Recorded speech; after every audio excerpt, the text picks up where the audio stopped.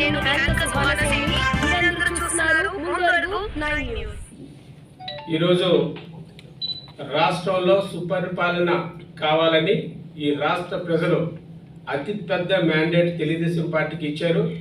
దానికి ముందుగా ప్రజలకి దీనికి సహాయపడిన వారందరికీ కూడా మీడియా మిత్రులందరూ కూడా శుభాకాంక్షలు తెలియజేసుకుంటూ, గత ప్రభుత్వంలో జరిగిన ఎన్నో రకాల అవినీతి కార్యక్రమాలు జరిగాయి. అందులో ముఖ్యంగా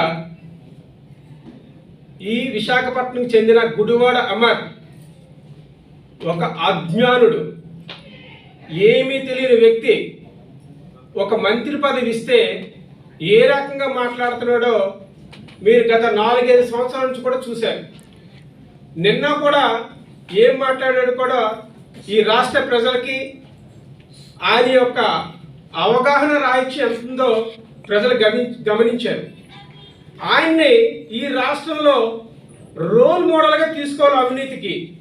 అందుకే ఈ రాష్ట్రంలో అత్యంత హీనంగా ఓడిపోయిన వ్యక్తి గుడివాడ అమర్.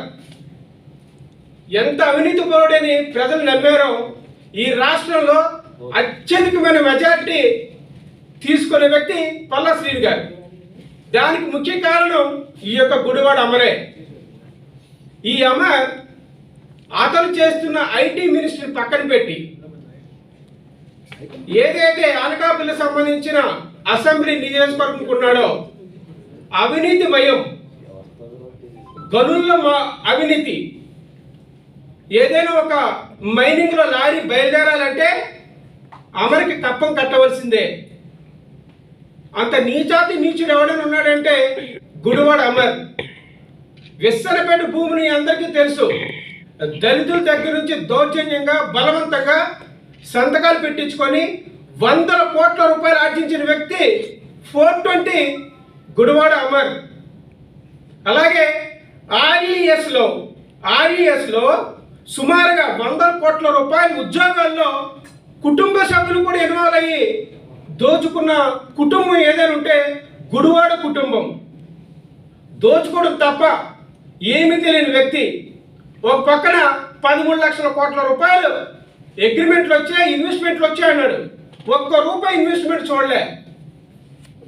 అలాంటి గుడివాడ అమ్మారు ఈరోజు ఋషికొండ కోసం ఏ రకంగా మీతో మాట్లాడుతున్నాడు ఈ రకంగా ప్రజలకి.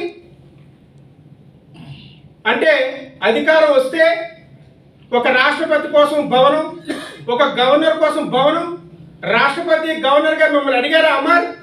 ఒక పక్కన రాష్ట్రం అప్పుల్లోకి వెళ్ళిపోయి ప్రతిరోజు అప్పుల్లోకి వెళ్ళిపోయి ప్రభుత్వ ఆస్తులు